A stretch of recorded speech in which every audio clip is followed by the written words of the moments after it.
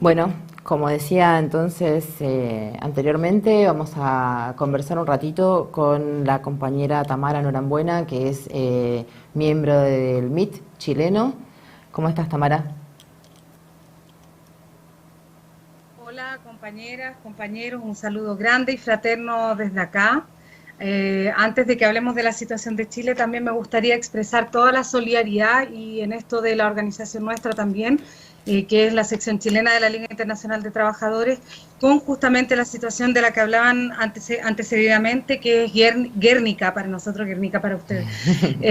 Porque justamente compartimos y es muy interesante tener esa perspectiva, que los pueblos del mundo hoy día compartimos no solamente esta falta de salud que no puede garantizar este sistema capitalista, sino que también enfrentamos las mismas condiciones de falta de vivienda, de falta de empleo, ¿cierto?, en esta crisis económica y una serie de las mismas problemáticas que enfrentan hoy día ustedes como pueblo. Entonces, toda la solidaridad con los pobladores de Guernica y vamos a Chile un poco. Bueno, agradecemos primero la presencia de Tamara. Sabemos que están, bueno, que están en plena lucha, ¿no? En plena movilización todo el tiempo, que están más allá de lo que pasó el domingo, que ahora nos vas a contar, obviamente, un poco las conclusiones, la visión que tiene el MIT sobre lo que pasó y lo que viene pasando. Obviamente están movilizados, están en la lucha permanente, entonces mayor aún es el agradecimiento de nosotros acá para con ustedes, de que puedan estar presentes, hacerse un ratito para estar en nuestro programa, en nuestro primer programa, ¿no? Que sean parte también del inicio de esta nueva etapa. Como decía antes, bueno, estaría bueno que nos cuentes un poco cómo analiza el MIT lo que pasó el domingo en Chile. Primero, nosotros debemos ser súper claros. Este proceso fue un proceso obligado, ¿cierto?, por toda la casta de partidos políticos que dieron una solución urgente para frenar las movilizaciones, sacar al pueblo de Plaza Dignidad de las movilizaciones de las poblaciones y pactar una salida que le pusiera de alguna u otra forma la almohada a la cabeza de Piñera, ¿no? Entonces, este proceso constituyente que tiene muchas trampas entre medio, fue de alguna u otra manera también una salida que la burguesía no quería, que no estaba dispuesta a entregar sobre todo la cuestión principal que era el ordenamiento jurídico de todo el país que tiene relación con la Constitución. Constitución, cierto, heredada por Pinochet y que administraron los sucesivos gobiernos de la concertación y de la derecha durante estos supuestos más de 30 años, digamos, de la supuesta democracia. Entonces, esa salida que impactaron estos partidos, de alguna u otra manera también sembró la ilusión en mucha gente y sigue sembrando, digamos, en el pueblo trabajador de que las cosas van a cambiar porque todos tienen claro o rechazan de alguna u otra manera dos cuestiones fundamentales. Este proceso constituyente quiere terminar con la constitución de Pinochet, con aquel ordenamiento jurídico que costó miles de muertos, torturados, desaparecidos, violaciones a los derechos humanos sistemáticas durante, e impuesta por la fuerza de las metrallas en dictadura. Y lo segundo, que es muy interesante también, porque la votación no va solamente hacia una nueva constitución, sino a una convención constitucional, ¿cierto?, con delegados que de alguna u otra manera, con más de un 80%, dice que no quiere que estos partidos actuales del régimen, todos los partidos que han participado durante estos más de 30 años en el Parlamento, sean los redactores de aquella nueva constitución. Entonces, ahí es muy importante tener en cuenta que no basta con presentar solo candidatos independientes, como si no tuviesen ningún arrastre ideológico encima, sino que nosotros tenemos que ser capaces, como trabajadores y como revolucionarios también, de justamente dar una pelea ideológica para no dejarle ningún espacio ni a la derecha ni a los empresarios para que redacten la nueva constitución.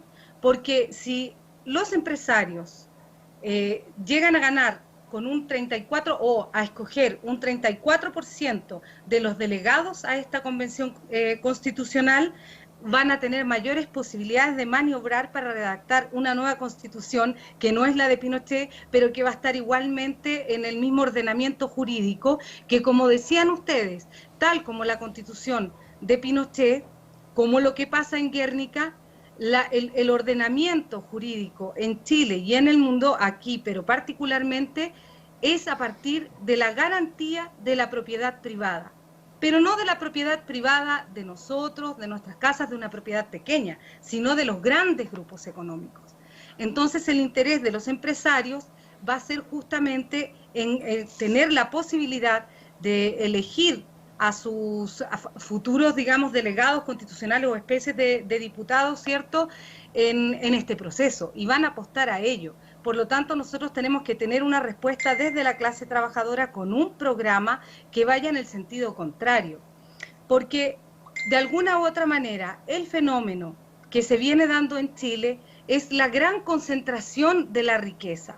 Esa concentración de la riqueza que a muchos sociólogos, incluso en estos días, cuando hablaban a un año del proceso, de cuando estalla el proceso revolucionario en Chile, muchos sociólogos, pequeños burgueses, ¿cierto?, o del establishment, lo que apuntaban era a que este fenómeno había sido desatado por la gran desigualdad. Pero eso es una verdad a medias. La desigualdad es una consecuencia de la gran concentración que tienen unos pocos, en este caso unos 7 grupos económicos en Chile, y que genera toda, no solamente desigualdad, genera miseria, genera falta de vivienda, falta de salud, una educación para privilegiados, es decir, hay una serie de consecuencias que son para todos, digamos, el pueblo trabajador, aflicciones. Entonces, en ese sentido, una de las cosas o de los elementos que están en juego en esta concentración de la riqueza es que aquellos mismos grupos económicos, como Luxich, Angelini, Mate, Sayé y otros más, justamente son ellos quienes han financiado, y así lo reconocen, digamos, en el 2013 en adelante, el Servicio de Impuestos Internos y otros documentos oficiales, las campañas políticas de todos estos grupos que han administrado el modelo heredado por el dictador.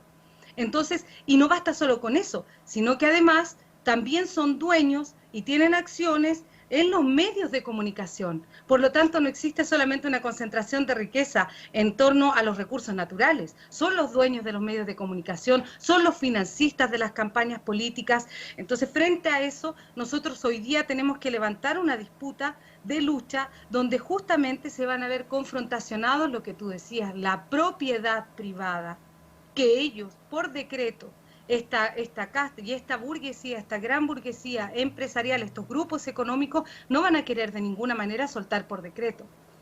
Entonces ahí, después de este proceso numeroso que arrojó a miles de trabajadores, de jóvenes a celebrar en las calles, viene un proceso a abril donde se van a elegir los delegados constitucionales, y aquí hay una distorsión también desde el punto de vista de que hay muchos trabajadores, mucho pueblo que piensa que basta con que los candidatos sean independientes y probos, como si el problema fuese una de probidad, de una moral intachable, para que sean nuestros representantes, o incluso de que puedan tener una cantidad de intelectuales para que tengan un cúmulo de conocimientos que nos representen. Y eso tampoco es así, porque de alguna u otra manera muchos de los intelectuales, artistas o independientes que se proponen ya y empiezan a emerger estos nombres a través de redes o de los mismos partidos que gobernaron acá, aquellos también tuvieron participación en distintas cosas durante todo este tiempo y profitaron de igual manera de todos los recursos o prebendas que entregaba el Estado. Muchos participaban en proyectos artísticos, muchos intelectuales también se vendieron o estuvieron bajo el alero, digamos, de los mismos representantes de este régimen. Y se proponen nombres de periodistas, de artistas, que tuvieron incluso participación política durante los gobiernos de Bachelet. Muchos de ellos fueron embajadores culturales.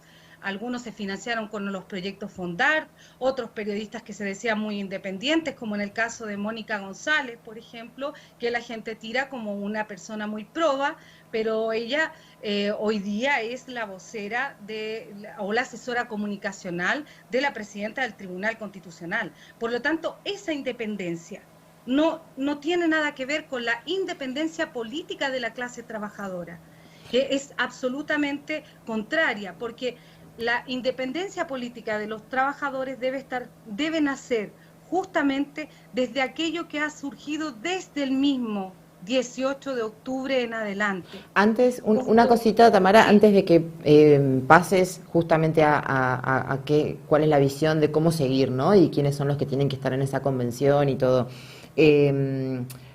Nosotros desde acá escuchamos algunas frases, ¿no? Como conclusión de lo del domingo, que decía que se había ganado con un lápiz y un papel solamente, como un poco dejando de lado o desacreditando todo esto que hace un año que el pueblo chileno viene haciendo y que el mismo domingo también tuvo que hacer para poder ganar este plebiscito, ¿no? Que es movilizarse, organizarse. ¿Qué opinión tenés vos al respecto de esa frase? ¿Cuánto de cierto o no tiene? Bueno, nosotros opinamos que esto no lo ganamos con un lápiz y un papel. Esto es un proceso que se da no solamente tramposo, como advertía anteriormente, porque limita la participación, digamos, de quienes no están en los partidos legales del régimen para ser electos como delegados, sino o no se puede cuestionar, por ejemplo, los tratados de libre comercio, pero por sobre todo es un proceso que se da en medio de torturados, de mutilados, de muertos y de todos los compañeros que han entregado su vida durante este proceso de revolución. Por eso no es gratis ni es un regalo para el pueblo de Chile, sino muy por el contrario, esto fue producto de la lucha sostenida en las calles, lucha de la cual nos quisieron alejar los partidos del régimen para sacarnos justamente de aquel gran proceso en que la gente respondía de manera, digamos, usando la violencia también, porque la violencia tiene su moral. Cuando ellos ocupan la violencia, la ocupan contra nosotros y no se justifican, pero a la gente le hacen creer que es mucho más valorable un semáforo que el ojo de un compañero o que la vida de otras compañeras. Entonces, de alguna u otra manera, los partidos del régimen pactaron esta salida, pero fue una salida forzada por la movilización nuestra, por el pueblo de Chile, que ellos no querían, que estuvieron 30 años administrando el modelo heredado por Pinochet y que hasta el momento no tenían ningún inconveniente en seguir haciéndolo.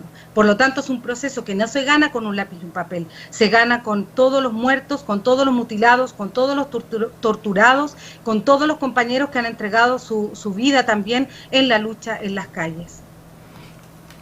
Clarísimo, y bueno, y ahí justamente, ¿no? Como para ir cerrando un poco, ¿cómo sigue, ¿no? Esto más allá de este domingo, que es un momento más de toda esta pelea? ¿Qué es lo que queda? ¿Cuáles son las tareas que están pendientes, ¿no? ¿Qué sigue en Chile a partir de ahora?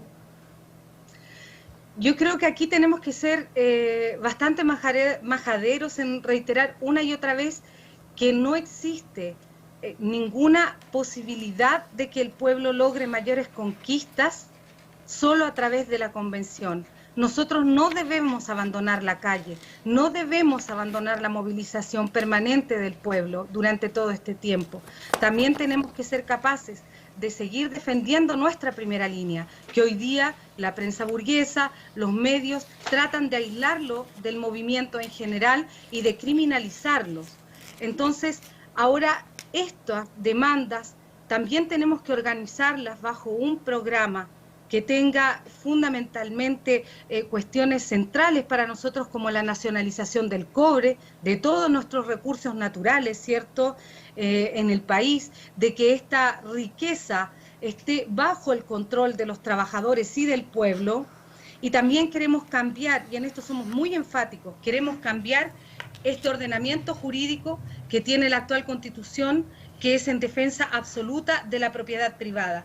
Porque nosotros decimos, si la producción es socializada y realizada por la clase trabajadora, ¿por qué las ganancias de todo aquello tendrían que ir a las manos de unos pocos?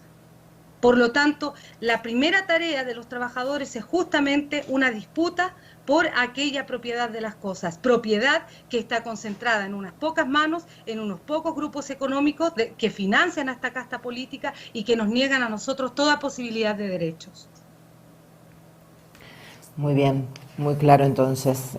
Vamos a seguir, por supuesto, desde acá, seguimos atentamente lo que pasa en Chile, así como lo que pasa en el conjunto de Latinoamérica, pero bueno, Chile viene tan movilizado y se ven tantas cosas